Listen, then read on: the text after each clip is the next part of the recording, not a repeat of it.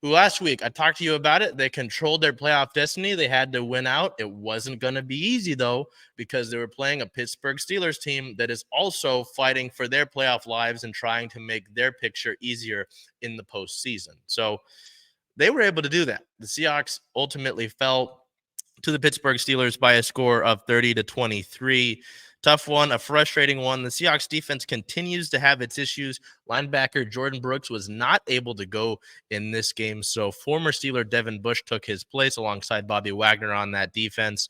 The Seahawks had several opportunities to try and bring themselves back into this game. As you can see, it was a one-score game. Ultimately, the defense wasn't able to stop anything. Backup quarterback Mason Rudolph diced up Seattle's defensive backfield, and the running game of Najee Harris was really able to take control alongside backup Jaylen Warren against a Seattle run defense that really hasn't been able to stop much at all this season, an issue that this has plagued this Seahawks team the last few years. Certainly frustrating considering the highs and lows of the current campaign for the Seahawks. They've struggled to be consistent. They've got a lot of talent. I mean, that was evident. Devon Witherspoon, this past year's 5th overall selection in the draft, continues to make splashes, including a big play where he came around the edge of a run play that was going away from him, and he was able to tackle running back Jaylen Warren and slam him down to the ground.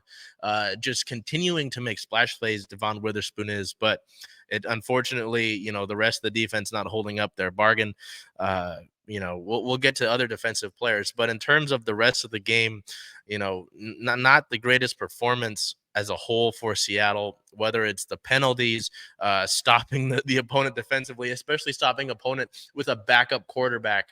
It's been frustrating. And considering, again, we'll mention it, that you controlled your playoff destiny. So, I mean, Pittsburgh was able to do what they wanted, 71 plays compared to Seattle's 49,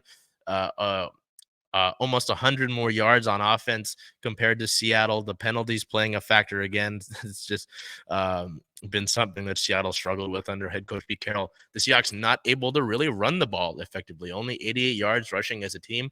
Pittsburgh 202 yards rushing as a team. So the Steelers were really able to take it to the Seahawks on the 31st, on New Year's Eve, and make it so that the Seahawks have to worry about other outside factors going into week 18 of the NFL season.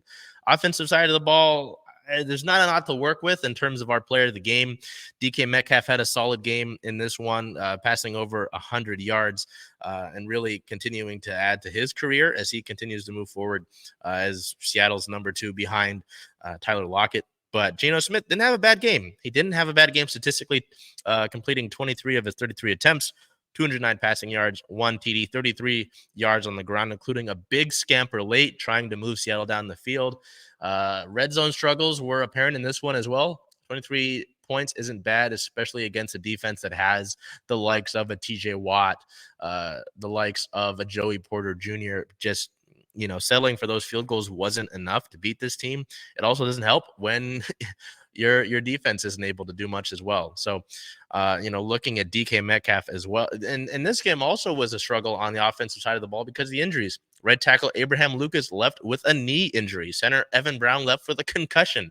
So you're without two your starting offensive linemen against a pass rush that's been one of the better in the NFL and against one of the best defensive players in the NFL in TJ Watt. So speaking on DK, with his yardage in that game, he posted back-to-back 1,000-yard seasons and his third 1,000-yard season overall. On the defensive side of the ball, our player of the game, I went with Leonard Williams. There were a few players you could have looked at this. Devin Bush, former Steeler, as I mentioned, had a solid game, 17 total tackles in this one, filling in decently for Jordan Brooks, but you still felt the loss of Brooks and what he's able to do as a sideline-to-sideline linebacker, and how he's really evolved in this season for the Seahawks coming off of a season-ending injury last year.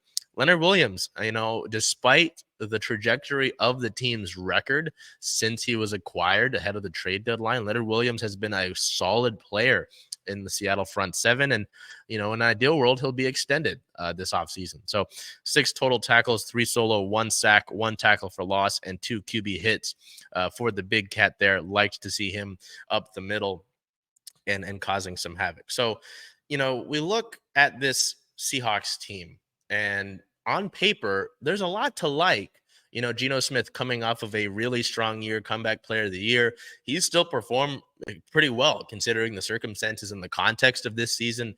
Seattle playing without their starting offense, many of their offensive linemen that have started throughout the course of the year. It's been a circus of guys getting in and out there.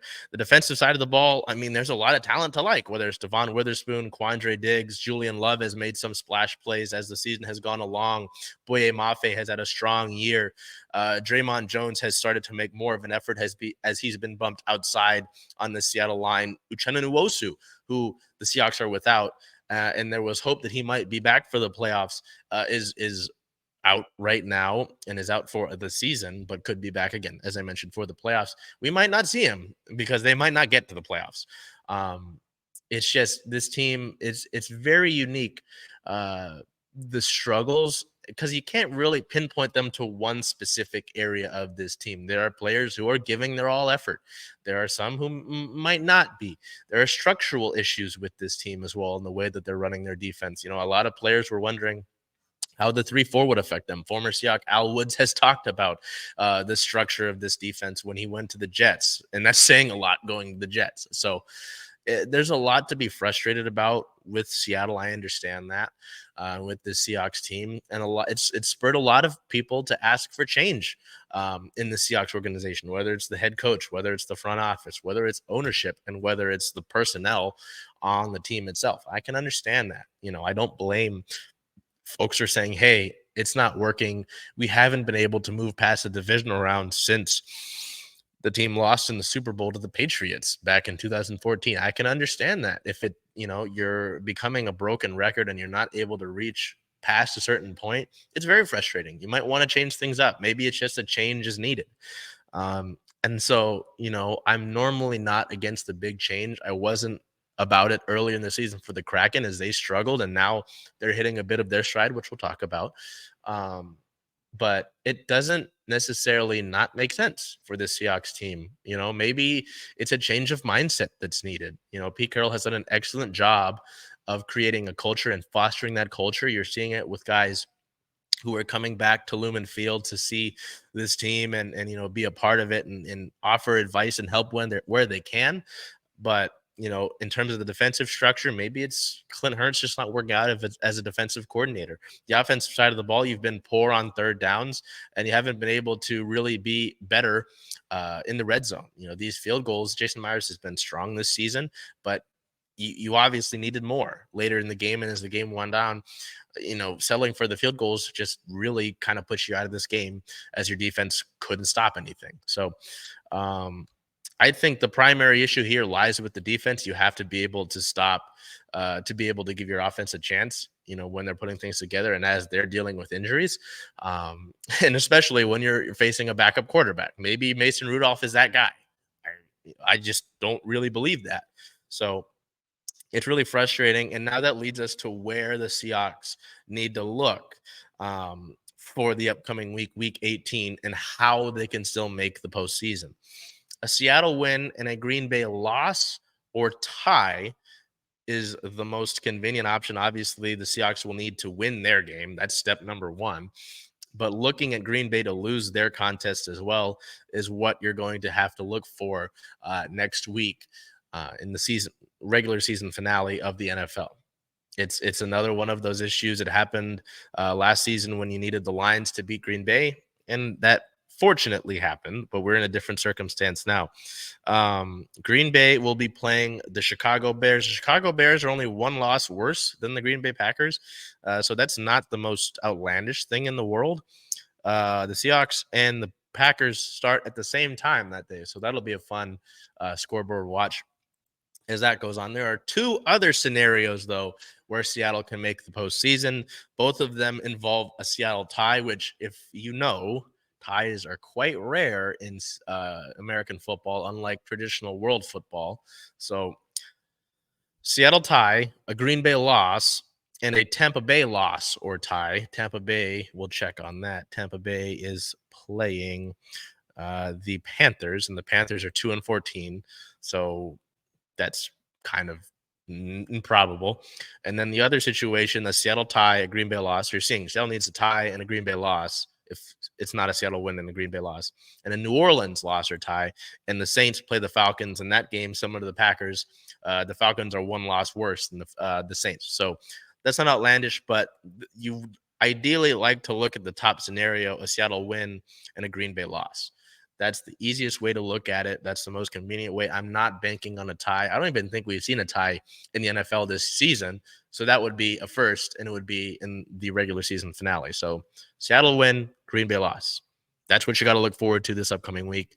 Seattle's got to take care of business on the road in Arizona. So with that being said, the Seahawks sit at an 8-8 record. They sit at third in the NFC West, behind the 49ers, behind the Rams, and they will play the fourth team in the NFC West by record in Week 18 of the NFL season, the regular season finale, January 7th at the Arizona Cardinals. That's a 1:25 Pacific time start on the road. As I mentioned, Seahawks win, Packers loss. So we'll see by the time that we get back to you next week. Hopefully that's a thing that we're talking about how the Seahawks made it into the postseason, where they're going to play, because we'll already know by then, as the playoff situation will be figured out, the Seahawks would be the 7th seed in the NFC, the final wild card in the NFC. But, considering the way that this game against the Steelers went, it's not necessarily an optimistic feeling heading into Sunday.